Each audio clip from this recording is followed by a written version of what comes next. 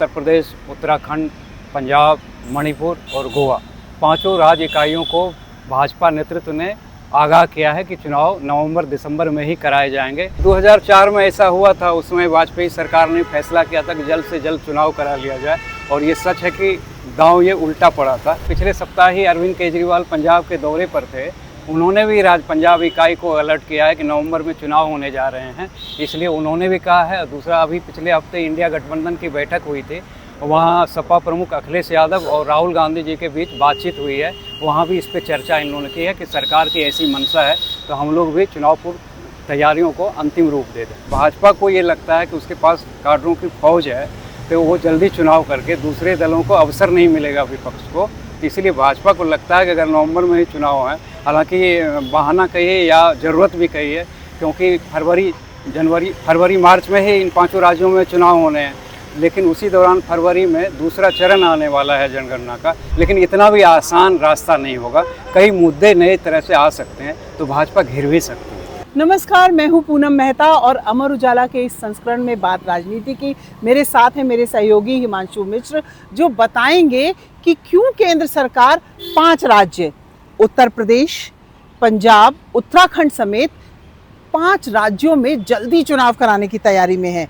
क्या है इसकी वजह, बात करते हैं हिमांशु जी से। हिमांशु जी, 5 राज्यों में जल्दी चुनाव होने जा रहा है?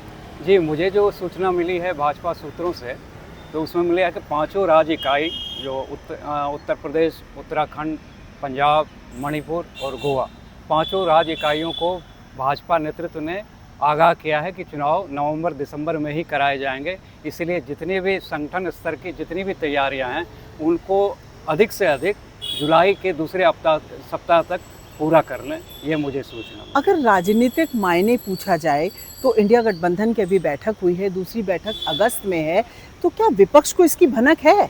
जी, विपक्ष की भनक है। पिछले सप्ताह ही अरविंद केजरीवाल पंजाब के दौरे पर थे। उन्होंने भी पंजाब इकाई को अलर्ट किया है कि नवंबर में चुनाव होने जा रहे हैं, इसलिए उन्होंने भी कहा है। दूसरा, अभी पिछले हफ्ते इंडिया गठबंधन की बैठक हुई थी, वहाँ सपा प्रमुख अखिलेश यादव और राहुल गांधी जी के बीच बातचीत हुई है। वहाँ भी इस पर चर्चा इन्होंने की है कि सरकार की ऐसी मंशा है तो हम लोग भी चुनाव पूर्व तैयारियों को अंतिम रूप दे दें। एक इम्पॉर्टेंट बात है हिमांशु जी, जिस तरीके से कांग्रेस 17 तारीख से एक देशव्यापी आंदोलन भी शुरू करने जा रही है, तो क्या इस आंदोलन को उसी के मद्देनज़र देखा जाना चाहिए, या फिर ये केवल एक राजनीतिक पोस्चरिंग है कांग्रेस पार्टी की? नहीं, वो मुझे लगता है कि इससे मतलब चुनाव पूर्व तैयारी से जोड़ के इसको नहीं देखा जाए, क्योंकि पहले से ये कांग्रेस की रही है कि ये जो युवा नाराज़ हैं पेपर लीक के मसले पर, उसको राष्ट्रव्यापी स्तर पर कैसे मुद्दा बनाया जाए। लेकिन जहाँ तक ये है, मुझे नहीं लगता अभी, क्योंकि चुनाव पूर्व गठबंधन वाला है, उसको अंतिम रूप नहीं दिया है। भाजपा को ये लगता है कि उसके पास काडरों की फौज है, तो वो जल्दी चुनाव करके दूसरे दलों को अवसर नहीं मिलेगा विपक्ष को। इसलिए भाजपा को लगता है कि अगर नवंबर में ही चुनाव है, हालांकि ये बहाना कहिए या ज़रूरत भी कहिए, क्योंकि फरवरी मार्च में ही इन पांचों राज्यों में चुनाव होने हैं, लेकिन उसी दौरान फरवरी में दूसरा चरण आने वाला है जनगणना का। सरकार के पास ये तर्क होगा कि जब उसी समय सारी मशीनरी उसमें लगी रहेगी, फिर कैसे चुनाव कराएंगे। इसलिए नवंबर-दिसंबर का तय किया है। लेकिन पर्दे के पीछे ये कहानी है कि भाजपा को लगता है कि विपक्ष को अवसर नहीं मिलेगा चुनाव की तैयारी करने का, क्योंकि उसके पास मजबूत संगठन है बूथ स्तर कर लेकर, तो इसको ये भुना ले जाएगी। तो भारतीय जनता पार्टी को लग ये ज़रूर रहा है, लेकिन हिमांशु जी, इंडिया शाइनिंग आपको याद है, समय से पहले भारतीय जनता पार्टी ने चुनाव कराए और ऐसा हश्र हुआ कि यूपीए की सरकार बन गई थी। हाँ, 2004 में ऐसा हुआ था। उसमें वाजपेयी सरकार ने फैसला किया था कि जल्द से जल्द चुनाव करा लिया जाए, और ये सच है कि दांव ये उल्टा पड़ा था।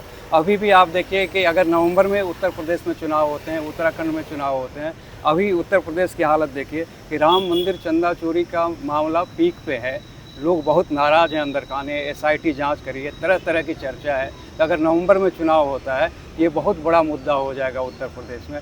उत्तराखंड में देखिए कि बहुत ज़्यादा वो जो अंकिता भंडारी वाला मामला अभी गौण नहीं हुआ है। आप देखिए कि पर्दे के पीछे यही है कि चुनाव वो प्रभारी को वहाँ से, संगठन मंत्री को वहाँ से भाजपा ने हटाया है। कई तरह की और चेंज करने की ज़रूरत है। उत्तराखंड के लिए एक चीज़ और समझने की ज़रूरत है। भाजपा ये समझ रही है कि वहाँ कांग्रेस का संगठन बहुत कमज़ोर है, वो अभी लड़ाई लड़ने की स्थिति में नहीं है। लेकिन उत्तराखंड का इतिहास बताता है कि वहाँ जनता कई बार अपोजिशन की भूमिका निभा देती है। आप शुरुआती देखिए कि नारायण दत्त तिवारी जी की सरकार थी, आपके हरीश रावत सरकार थी, खंडूरी की सरकार थी। उस समय लग रहा था ज़मीन पर कोई विरोध नहीं है, लेकिन जब परिणाम आए तो लोगों ने देखा कि सत्ता बदल गई। इसीलिए मुझे ये लगता है कि ये दांव तो है, ठीक है भाजपा ने चला है, लेकिन इतना भी आसान रास्ता नहीं होगा। कई मुद्दे नए तरह से आ सकते हैं, तो भाजपा घिर भी सकती है। तो भाजपा घिर भी सकती है और जनता ही जनार्दन है, ये कहना है हिमांशु मिश्र का, जो कहीं ना कहीं बिल्कुल सटीक बैठता है पश्चिम बंगाल के चुनाव के दौरान, जहां वोटर ने अपना मुंह नहीं खोला। जब नतीजे आए तो पूरी तरह से उलटफेर हो गया।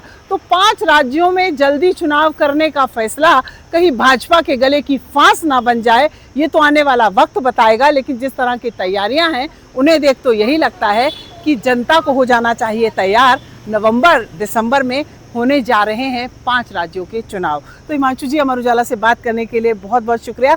अमर उजाला के साथ ऐसी ही और रोचक खबरों के लिए आप बने रहिए और देखते रहिए अमर उजाला। अगर आप ये वीडियो YouTube पर देख रहे हैं तो हमारे चैनल को सब्सक्राइब कर बेल आइकन दबाएं और Facebook पर देख रहे हैं तो हमारे पेज को लाइक करें।